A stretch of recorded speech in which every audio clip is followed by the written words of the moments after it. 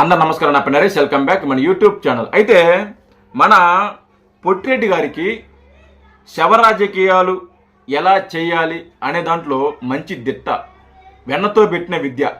శవ రాజకీయాలు ఎలా చేయాలి, దాని ద్వారా ప్రజల్ని ఎలా మోసం చేయాలి, మళ్ళీ మళ్ళీ మనం అధికారంలోకి రావాలి అని నిత్యం మన పొట్టిరెడ్డి గారు ఆలోచిస్తూనే ఉంటారు, శవ రాజకీయాలు చేస్తూనే ఉంటారు.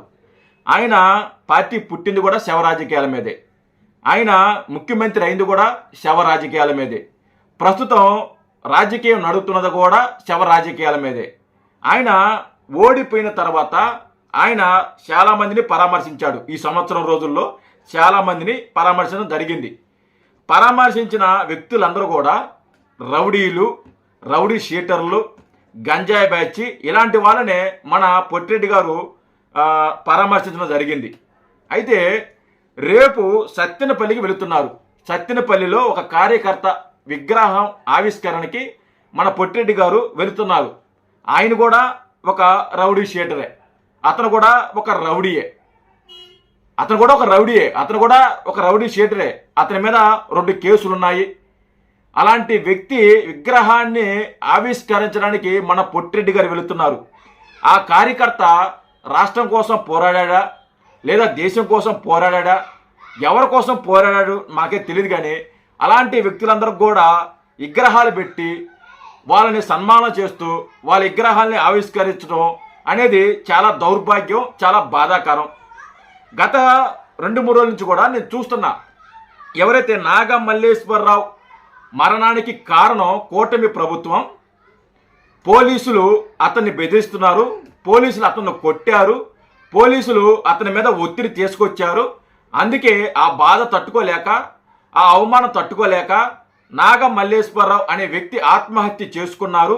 దీనికి కారణం కూటమి ప్రభుత్వం, ఈ పోలీసులు అని గత 2 రోజుల నుంచి కూడా ఇదే మాట్లాడుతున్నారు. చాలామందికి నాగ మల్లేశ్వరరావు అనే వ్యక్తి ఎవరో చాలామందికి తెలియదు. అతను ఎందుకు చనిపోవాల్సి వచ్చింది చాలామందికి తెలియదు. నేను ఈ వీడియోలో చెప్తా, అతను ఎందుకు చనిపోయాడు, అతని మీద ఎన్ని కేసులున్నాయి అనేది నేను ఈ వీడియోలో పూర్తిగా చెప్తాను. అదేవిధంగా రేపు మన పొట్టిరెడ్డి గారు సత్తెనపల్లిలో ఏదైతే ఆ నాగ మల్లేశ్వరరావు అనే ఊరుందో, రెంటిళ్లపాడు సంథింగ్ ఏదో ఊరు, ఆ ఊరిలో ఒక యుద్ధాంశం సృష్టించడానికి, గొడవలు రేపడానికి, లా అండ్ ఆర్డర్ ప్రాబ్లం తీసుకురావడానికి మన పొట్టిరెడ్డి గారు ప్రయత్నిస్తున్నారు అని మనకున్న సమాచారం, మనకున్న ఇంటెలిజెంట్ సమాచారం ప్రకారం, మనకు అందిన సమాచారం ప్రకారం రేపు సత్తెనపల్లిలో ఒక యుద్ధాంశం సృష్టించడానికి మన పొట్టిరెడ్డి గారు ప్లాన్ చేస్తున్నారు అని మనకు అందిన సమాచారం. దాని గురించి కూడా ఈ వీడియోలో డిస్కషన్ చేస్తాను. అయితే ఈ నాగ మల్లేశ్వరరావు ఎవరు, అసలు అతను ఎందుకు ఆత్మహత్య చేసుకోవాల్సి వచ్చింది అనేది నేను ముందు చెప్తాను. నాగ మల్లేశ్వరరావు ఒక వైసీపీ కార్యకర్త. అతను వైసీపీ అధికారంలో ఉన్నప్పుడు ఆయన మీద 2 కేసులు ఉన్నాయి. అతని మీద పోలీసుల నిఘా ఉంది. వైసీపీ అధికారంలో ఉన్నప్పటి నుంచి కూడా అతని మీద పోలీసు నిఘా ఉంది. అతని మీద 2 కేసులు ఉన్నాయి. అతను టీడీపీ కార్యకర్తల్ని కొట్టడంతో, టీడీపీ కార్యకర్తల మీద దౌర్జన్యాలు, దోపిడీలు, లేకుంటే వాళ్ళని కొట్టడం, వాళ్ళని ఇబ్బంది పెట్టడం, అలాంటి కార్యక్రమాలు చేస్తుంటే అతని మీద వైసీపీ అధికారంలో ఉన్నప్పుడు 2 కేసులు పడ్డాయి అతని మీద. అది వాస్తవం. ఆ కేసులు ఉన్నాయి, ఆ కేసులు సెక్షన్లు ఉన్నాయి, ఆ కేసు నెంబర్ ఉంది, అన్నీ కూడా మన దగ్గర ఉన్నాయి. అవసరమైతే అవి కూడా చెప్తాము, బయట పెడతాము, అది వేరే విషయం.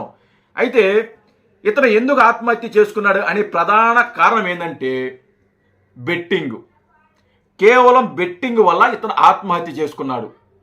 వైసీపీ అధికారంలోకి వస్తుంది అని కొన్ని తప్పుడు సర్వేల ద్వారా ఆనాడు వీళ్ళు చేసిన ప్రచారం ఏదైతే ఉందో అది మనందరికీ తెలిసిన విషయమే.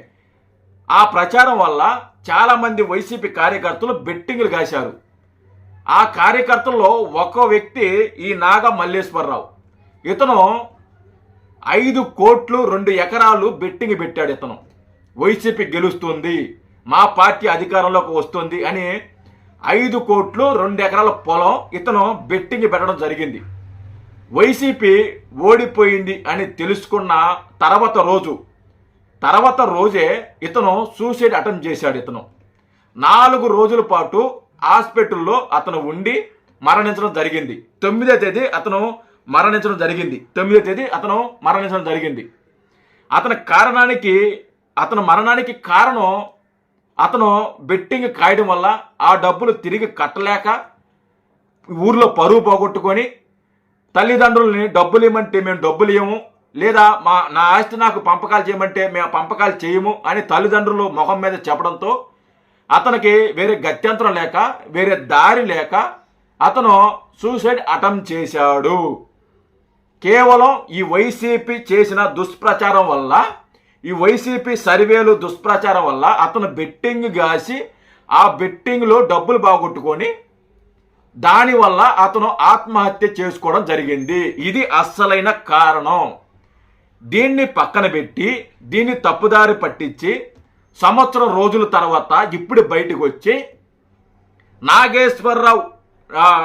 నాగమల్లేశ్వరరావు మరణానికి కారణం కూటమి ప్రభుత్వం, పోలీసులు అనేసి సంవత్సరం రోజుల తర్వాత ఇప్పుడు బయటకు వచ్చి మాట్లాడుతున్నారు. వీళ్ళు ఈ వీళ్ళకి సిగ్గు లేకుండా ఇప్పుడు వచ్చి మాట్లాడుతున్నారు.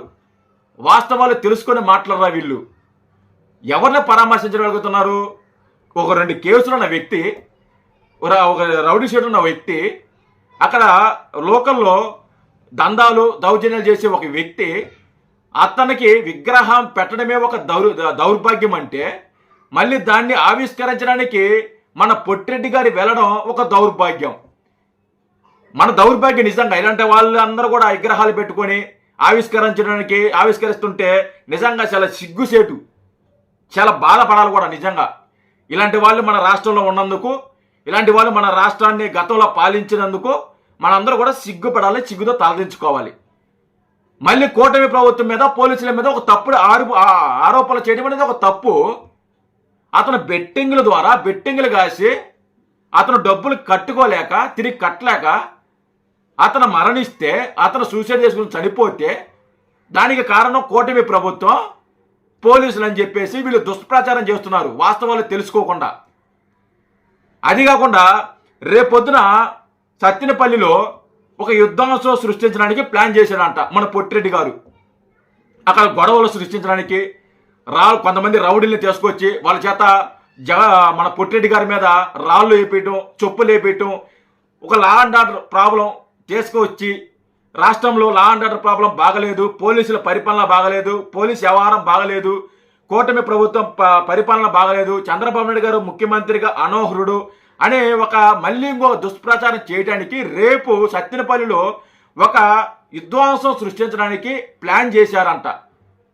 అతను మనం గతంలో చూసాము, మన ఈ మధ్య ఏదో ఊరికి కూడా చేయడం జరిగింది. అక్కడున్న మహిళా కార్యకర్తలు నిరసన తెలియజేస్తుంటే వాళ్ళ మీద ఏ విధంగా రాళ్ళు దాడి చేశారో మనం చూసాము. అదే కాకుండా రాప్తాడులో హెలికాప్టర్ మీద ఎలాగ కార్యకర్తలు గుమిగూడారో, అక్కడ ఎలాగా ఒక విధ్వంసం సృష్టించారో ఆ విషయం కూడా మనకు తెలిసిన విషయమే.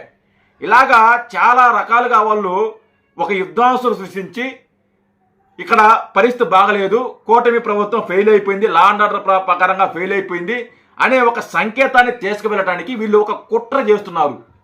నేను ఈ వీడియో సందర్భంగా కూటమి ప్రభుత్వానికి, చంద్రబాబు నాయుడు గారికి, పోలీస్ వ్యవస్థ కూడా నేను చెప్తున్నా, వీళ్ళని ఒక కంట కండిపెట్టి ఉండండి. వీళ్ళు ఏదైతే ప్లాన్ చేశారో దాన్ని తిప్పు కొట్టండి. వీళ్ళు వేసే ప్లాను, వీళ్ళు చేసే దురాలోచనలు కానీ ఇవన్నీ కూడా మనం సమర్థించుకుంటే మనకి ఇబ్బంది, లా అండ్ ఆర్డర్ ప్రాబ్లమ్స్ వస్తాయి. చాలామంది అమాయకులు తలలు పగిలే అవకాశాలు ఉంటాయి. ఎవరో కొంతమంది రౌడీ ముఖలు వస్తారు, ఆ ఊర్లో గ్రామస్తుల మీద దాడి చేస్తారు. పాపం వాళ్ళ అమాయకులు, వాళ్ళకి ఏమీ తెలియదు, రాజకీయ పరంగా వాళ్ళకి ఏం తెలియదు, వాళ్ళ మీద కొడతారు.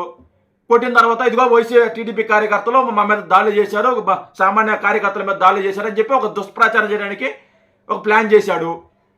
అలాంటి ప్లాన్ని బద్దలు కొట్టండి. అలాంటి ప్లాన్ జరగకుండా పోలీసులు జాగ్రత్తగా వహించాలని వీడియో సందర్భంగా కోరుకుంటున్నాను. అయితే నాగమల్లేశ్వరరావు అనే వ్యక్తి, అతని మరణానికి కారణం ఒకే ఒక కారణం, అతను వైసీపీ అధికారంలోకి వస్తుందని అతను 5 కోట్లు అలాగే 2 ఎకరాల పొలం అతను బెట్టింగ్ పెట్టడం జరిగింది. ఆయన వైసీపీ ఓడిపోవడంతో వేరే గత్యంతరం లేక ఆ డబ్బులు తిరిగి కట్టలేక అతను ఆత్మహత్య చేసుకోవడం జరిగింది. ఇది వాస్తవం, ఇదే నిజం. వైసీపీ వాళ్ళు చెప్తున్నదంతా అబద్ధం, పచ్చి అబద్ధం. ఒకటి ఇప్పటికైనా జనాలు తెలుసుకుంటారు, రేపు ఎలా వస్తారు కదా, రేపు వచ్చి మాట్లాడతారు, ఏం మాట్లాడతారో చూద్దాం, అతను ఏది మాట్లాడి చూద్దాం. మన దగ్గర చాలా ఇంకా ఆధారాలు ఉన్నాయి, రేపు పొద్దున అవి కూడా బయట పెడదాము, దాని గురించి కూడా మాట్లాడుకుందాము. రేపు వచ్చి ఏం మాట్లాడతాడో ఏం ఆగుతాడో మన పొట్టిరెడ్డి చూద్దాము, ఏం మాట్లాడతాడు అనేది. జై హింద్.